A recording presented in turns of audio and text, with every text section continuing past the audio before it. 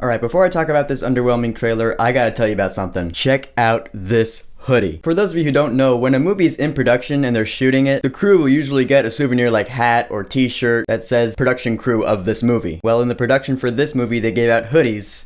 And this is one of those hoodies. This hoodie's actually from the production of this movie. And I can prove it too. This is Tom Hardy's Instagram. He's wearing the exact same hoodie. I got bragging rights because I got connections. Alright, first of all, who is Venom? Venom is most known for being a Spider-Man villain who was introduced in the 70s, and he's actually two separate beings combined into one. Human being Eddie Brock and an alien symbiote that was originally with Spider-Man. Spidey got rid of the symbiote, so now the symbiote has a hatred for Spider-Man, and so does Eddie Brock for other reasons. So their mutual hatred for Spider-Man bonds them together as the creature Venom. And Venom is one of my all-time favorite comic book characters ever. So I've been looking forward to this movie for years, and now it's coming out in October, so we have our first teaser trailer, which doesn't show Venom at all. When I finished watching this trailer for the first time, I was like, aw man, I thought I was gonna see Venom. Hell, it's the name of the movie. That little CG Venom face at the end of the trailer does not count. However, what this teaser does do a good job at is setting what the tone of the movie's gonna be. And from what it looks like it's gonna be really dark. I think this movie's actually going for an R rating, which hell, a rated R Venom movie? Sign me up, I'm there, I'm first in line. So what is in this trailer? Well, it starts out, you see the Golden Gate Bridge. Eddie Brock is from San Francisco, so they got that part right. And who is playing Eddie Brock?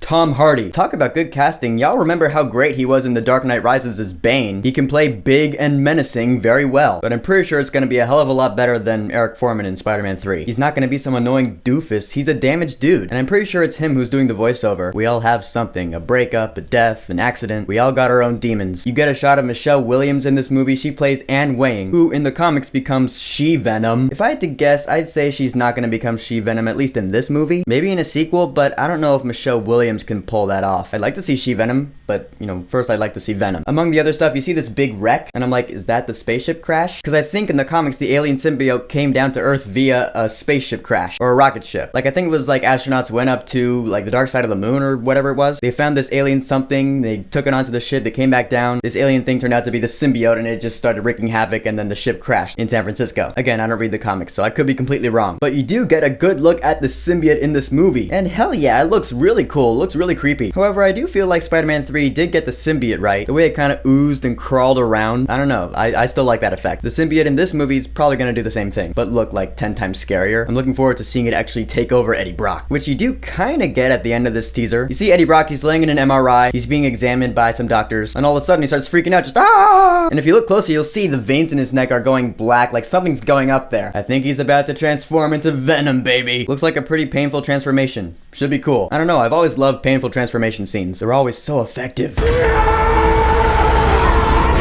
But then it cuts to black, I'm like, alright, we're gonna see Venom. And then it just cuts to the title, and I was like, aw man. Again, there's just no Venom in this trailer at all.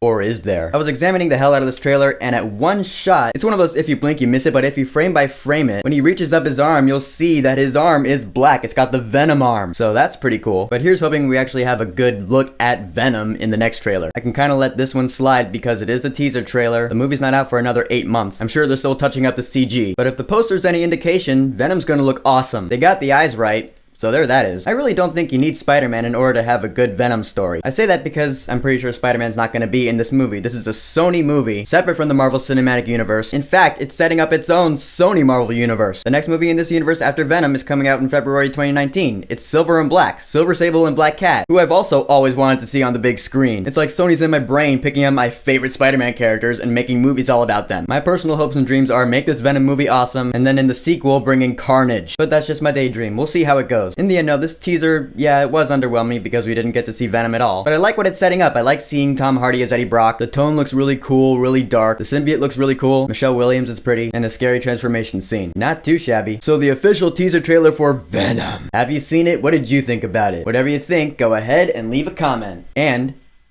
don't forget to subscribe.